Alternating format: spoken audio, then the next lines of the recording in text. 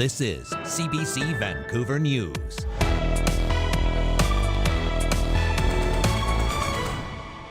We are just experiencing our first period of elevated danger rating. Winter weather is closing in on the mountains. A look at the dangerous avalanche conditions on the horizon. Plus, announcements and signing pieces of paper to putting shovels in the ground and building something. a Conservative motion will try to force Liberal MPs to show their hand on Alberta's proposed pipeline to BC. Could it reveal climate cracks within the party? Make no mistake, this agreement is a big setback in terms of climate policy. And so we're scrambling a little bit, trying to figure out how we might be able to continue. another victim of Vancouver's budget cuts. The popular repair cafes now searching for new funding to stay afloat. Good evening, I'm Tanya Fletcher. Thanks for joining us. We begin with a tragic update to a story we first brought you Friday. The child struck by a vehicle in Surrey has now died. The 9-year-old was hit near Newton Elementary School on 81st Avenue between King George Boulevard and 134th Street. It happened mid-afternoon Friday around 2:30 p.m. The driver has been cooperating with police. At this point, they don't believe impairment was a factor. Investigators have been asking anyone with information or dash cam footage to contact them. Well, firefighters in Coquitlam battled a big blaze at an abandoned apartment building early this morning. They came on scene and found 2 suites fully involved. An attempt was made to make entry into the building, but fire conditions were unsafe for our members. We went defensive, and we're continuing to put the fire out, flowing lots of water. Crews were able to stop the fire at the firewall, and we're trying to reduce the amount of damage to the surrounding buildings. Crews say the building has been unoccupied since another fire tore through it almost exactly 1 year ago. There are no reports of injuries. It's not known what caused this fire, but it is being treated as suspicious. More than half a meter of snow has already fallen in the Sea to Skies Backcountry this weekend. And while that might excite some outdoor enthusiasts, experts warn there are a lot of risks that come with it. As the CBC's Alana Kelly reports, very dangerous avalanche conditions are expected. Doing preparation at home means staying safe out in the backcountry. Really, this time of year, I'm just trying to get all my systems dialed. So when professional skier Eric Carter is adventuring through the untouched snow, he can enjoy the mountain. These days aren't the big, aggressive days that we get midwinter, so it's kind of nice to have that early season where you can figure everything out. Carter is also a ski guide, and with the current avalanche conditions, he's staying out of the Alpine today. You can't go into the Alpine because it's storming, and we're not missing out on, epic conditions right now, so it's a good time to dial in those skills. It's the same advice echoed by Search and Rescue. It's probably best to kind of wait until that snowpack is there. There are many risks right now. Especially early season, there's still a lot of rocks and tree roots and things that are exposed, especially at the lower elevations. On Friday, a skier triggered an avalanche in the Whistler area. Avalanche Canada's message is crystal clear. Stick with safe, simple terrain. We are just experiencing our first period of elevated danger rating. Natural avalanches would be possible, and human triggered avalanches likely. Choose recreation areas, ski areas, or go into the mountains into terrain that is it's non-avalanche terrain. Instead, people can carve out some time for practicing rescue skills. Practice makes perfect. Like, the more repetitions you have, the easier it's going to be in a real scenario. Carter and a fellow guide created a newsletter to help inform people of the conditions. It's a really, lucky thing that we have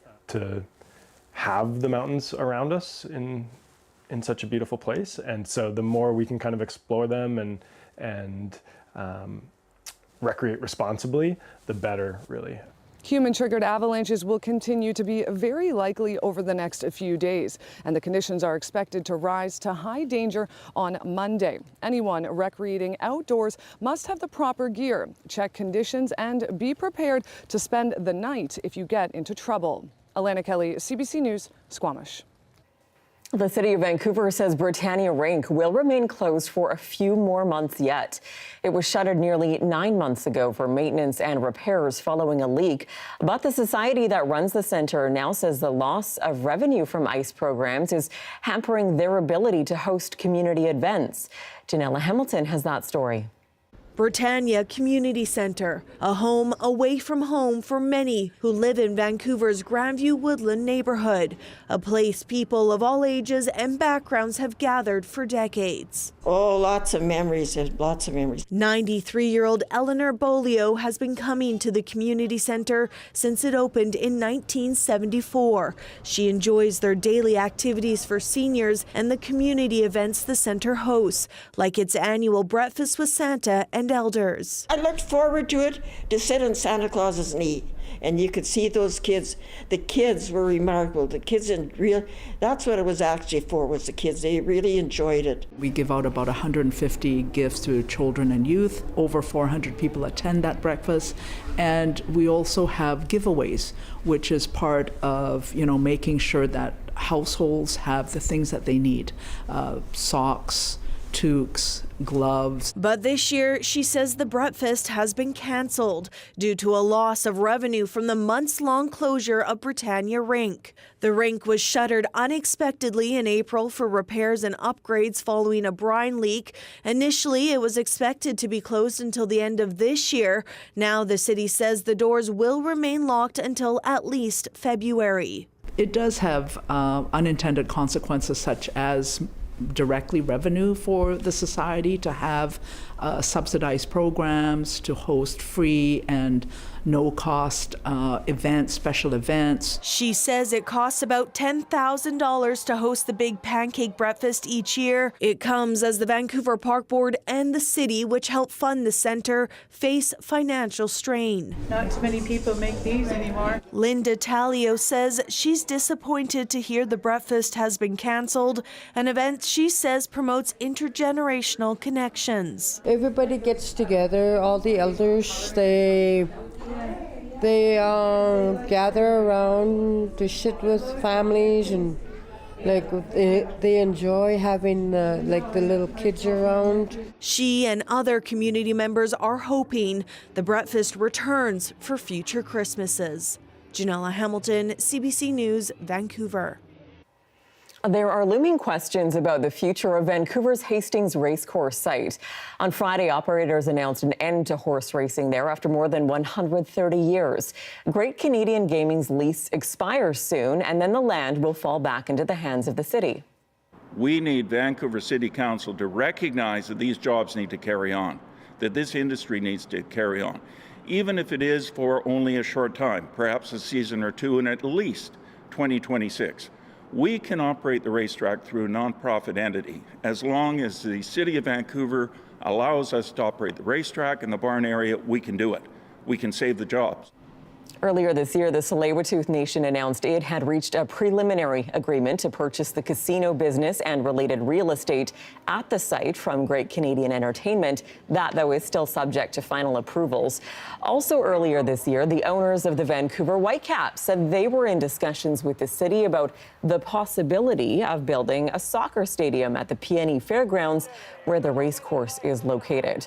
Horse racing has been held at Hastings since 1889. With its closure and the shutdown of the Surrey's Fraser Downs racetrack in August, that leaves no operational track now in the province. Ottawa's agreement with Alberta on a new pipeline to the West Coast could face some political headwaters this week. A Conservative motion looks to force Liberal MPs to show their support for the proposal, which some have already been critical of. The CBC's JP Tasker looks at the politics on both sides. Conservative leader Pierre Poilievre is turning up the pressure on Liberal MPs. I'm forcing the Liberals to put up or shut up. Poilievre is planning to introduce a motion Tuesday that will force MPs to vote on whether they support building a new oil pipeline to the Pacific, part of an agreement already reached by the Prime Minister and Alberta's Premier. He's blown 8 months, saying one thing to his Keep It in the Ground caucus and the opposite to Albertans. It's time for Mark Carney to stop speaking out of both sides of his mouth. While the vote is non-binding, it could have political ramifications. In an interview with CBC News, Poilievre said the results will reveal whether Mark Carney is willing to demand all of his members fall in line. We need to now go from announcements and signing pieces of paper to putting shovels in the ground and building something. A spokesperson for the government House Leader said the Liberal Party has nothing to say on how its members will vote on this motion. Some MPs say they are uncomfortable with what's been negotiated. But make no mistake, this agreement is a big setback in terms of climate policy. And then there's Stephen Guilbeault, who quit Carney's cabinet over the issue. What is being proposed through this MOU would be the end of a climate plan in Canada. Still, polls suggest the majority of Canadians generally approve of Ottawa's Memorandum of Understanding with Alberta. Even in places where in the past you would have found a lot of resistance, like in Quebec, like in British Columbia, in both of those two provinces, there are more people who think this pipeline to the West Coast is a good idea than a bad idea. This pollster says right now, jobs and growth are top of mind for most voters, not the environment. No matter where you are in this country, the economic uncertainty is very much defining how you're looking at everything. The Conservative motion covers part of the deal Carney signed with Alberta, but it excludes the concessions won by Ottawa from that province. If a large contingent of Liberal MPs vote against this motion, it would be an embarrassing setback for the Prime Minister. JP Tasker, CBC News, Ottawa. A popular waste reduction program in Vancouver may be forced to scale back next year after the city cut its funding. As our Sharia Chantry reports, the initiative started in 2023 as a way to help keep waste out of landfills. There are 2 holes on the sweater. Vancouver resident Ann Chen often visits repair cafe gatherings in the city for some quick fixes. There are monthly events where volunteers help repair household items like electronics and bikes for free. You don't want to spend money to buy a new one or fix it, right? You want to throw it away, but you don't want to throw it away, so it's kind of perfect. But that support could soon disappear. The city says the program was started as a way to meet Vancouver's Zero Waste 2040 goals. It provided roughly $17,000 for the program in 2025, but has now paused funding for next year as part of recent budget cuts. It's so much more than just the tangible, actual diversion of waste from landfill. Obviously it's extending the life of broken items and making them, still being able to be used. But there's so much more than that. There's skill sharing that people get. They can learn how to conduct repairs themselves. There's community building. It's building more resilient communities, and you can't really put a metric to that. Ashleen Montgomery is the executive director at SPEC, which runs the program. She says the cut puts all 12 planned events next year at risk. So we're scrambling a little bit, trying to figure out how we might be able to continue offering the events. More than half of the people that are on the floor right now are apprentices, people that have heard about the Repair Cafe and are coming to learn how to fix things and help in reducing waste. Each event costs roughly $3,000 to run. Montgomery says she hopes the city will restore funding in 2027. Shaurya Chetri, CBC News, Vancouver. It really is beginning to look a lot like Christmas. In Surrey, volunteers wrapped thousands of gifts and packed hundreds of food hampers. They will be delivered to several inner-city schools around the Lower Mainland and straight into the hands of families in need. We stopped by for a look behind the scenes of all the holiday action. Check it out.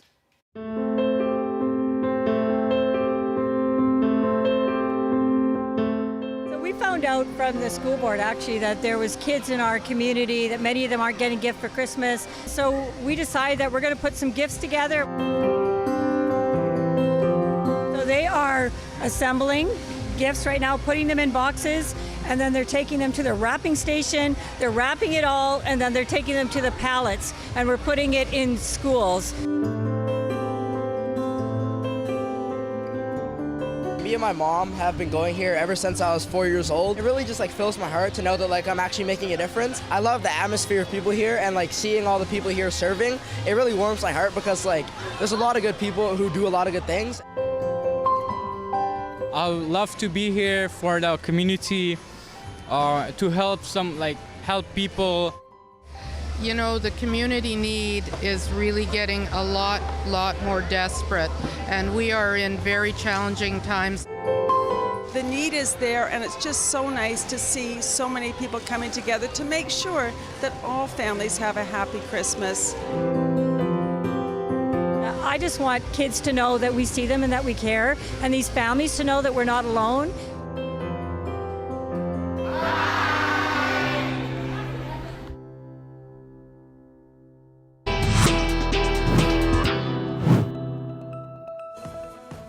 Still ahead with the busy holiday travel season on the horizon, Air Transat's pilots are poised to strike. We'll have all those details next.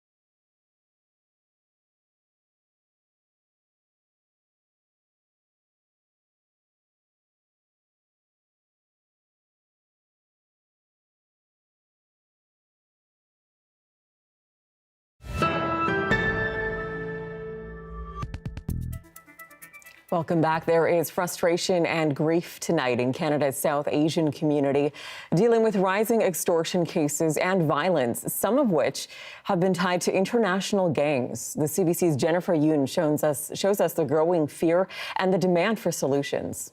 Like, his smile just lit up the room. Harjeet Datta's daughter says his murder started with a threatening call. Pay $500,000 or die. He refused to pay, his daughter says, and the alleged extortionists made good on their threat 2 years later, gutting down the Brampton man in broad daylight. We did not expect this, and until this day we're still recovering from the shock, and every day we're still trying to carry on his legacy. Reports of extortion in Canada's Sikh community so common and alarming, community groups are holding town halls like this across the country. The anger palpable. People sharing stories of burnt down businesses, violence, and threats as officials try to calm fears. We're not leaving it behind. We're continuing action on this issue. Police across the country say reports of extortion are increasing. In the Peel region, over 400 cases. In BC's Lower Mainland, more than 100 reports. South Asian communities are hit especially hard. The threats have been tied to international gangs, including the Bishnoi group, which Canada has labeled a terrorist organization. The Canadian government and the RCMP say the Indian government also had a hand. Police say they're doing everything they can. The assurance that I'm giving to the community now, we will give all our resources to it. And local government officials say they're beefing up the police force. 300 officers, new officers last year, an extortion task force. But analysts say the threat is complex. This is a transnational, international crime. It's being directed by someone or some group in another country. We don't feel safe at all, even after my dad's death. Those living in fear say it doesn't matter how complex the problem is, they want answers, and they want to be safe. Jennifer Yoon, CBC News, Brampton, Ontario. The union representing Air Transat's pilots has issued a 72-hour strike notice. It comes with the airline preparing for its peak season and struggling to manage large debt. The CBC's Caroline Bargout reports. Air Transat pilots are ready to walk off the job. The Montreal-based company says it will begin suspending flights on Monday, followed by a complete suspension on Tuesday. Basically, we're just told we just have to sit and wait. Keep checking the flight status, keep checking your emails and all of these things when we should just be packing and getting ready. I am worried because I'm afraid that I won't be able to come back home and it will affect, my academics. The Airline Pilots Association said the company left it no choice but to issue the strike notice. The union says their pilot's contract was negotiated 10 years ago. They want the company to bring their pay and benefits in line with their counterparts at Air Canada and WestJet, and to improve working conditions and job security. I can guarantee this is a last resort. Our pilots don't want to go on strike. We want to be there to fly our passengers around to their destinations. That's the goal. Air Transat flies domestically and to dozens of international destinations. There are about 10,000 passengers a day booked on those flights through the holidays, says this aviation expert. Canadians, are kind of fed up with aviation disruptions. We've seen a number in the last 18 to 24 months, and I think that this one is another one that kind of indicates to me that there is a problem in labor relations in the aviation industry. Air Transat called the strike notice premature. It has been negotiating with the pilots union for the last 11 months and recently offered a 59% salary increase over 5 years. There was a gap that needed to be bridged for the pilots from a salary perspective, and we recognize that, and this is what we're offering right now. It's also in line with the fact that we are a leisure carrier in the Canadian market, and what we want to do is remain competitive and make travel affordable for our passengers. The company says it will begin repatriating passengers who are abroad in case they get stranded if there is a strike. Caroline Bargout, CBC News, Vancouver. Well, the stormy skies above Harbour Centre today you're looking at. The rain returned in full force for much of the day. Tomorrow is set to be a soggy one as well. I'll take you through all the weather watches and warnings that are currently up. That's coming up next.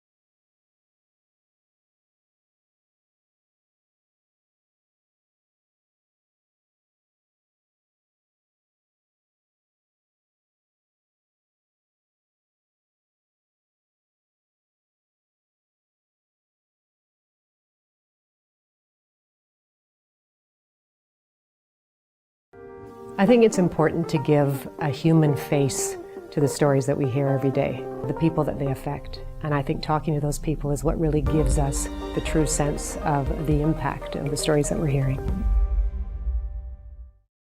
Hi, I'm Amy Bell, and this is your CBC Inbox. December 5th kicked off CBC's Make the Season Kind, supporting food banks in British Columbia. Thank you to all who have already donated generously and made a difference.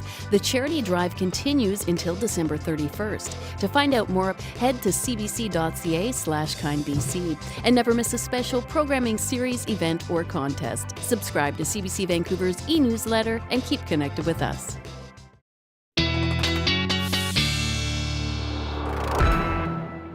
Let's take a look at the forecast. A lot of action about to happen. We'll get straight to it. Looking at the satellite radar, let's look at this next front making its way across BC from north to south. As it hits the coast, we're going to see a lot of precipitation. So we do have a snowfall warning in effect for the Peace region.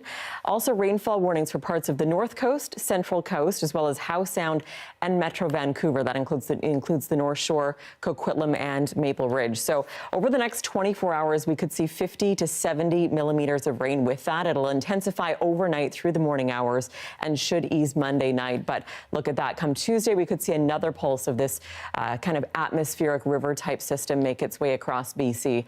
Here's a look at the highs for tomorrow. So temperature wise, we're actually still fairly mild, quite seasonal, not too cold, so that will help out with things and not getting too icy out on those roads. But do watch out with pooling water. That could still be a hazard in many areas. And then looking at the 5-day forecast for Metro Vancouver, yet nothing but rain. But as we said, Monday will be the worst of it as we make it through. And then Tuesday, we will see some breaks, possibly even some sun again as we kind of start to dry out a bit. It could be a bit blustery as well with wind gusts picking up, especially near the water. But Tuesday night, we could see another system, and then again, that off and on rain will continue for the rest of the work week. Highs still hitting those double digits, though. And a reminder, CBC's Make the Season Kind fundraiser is raising money for food banks in BC. So far this year, our grand tally has raised $1,735,748.70.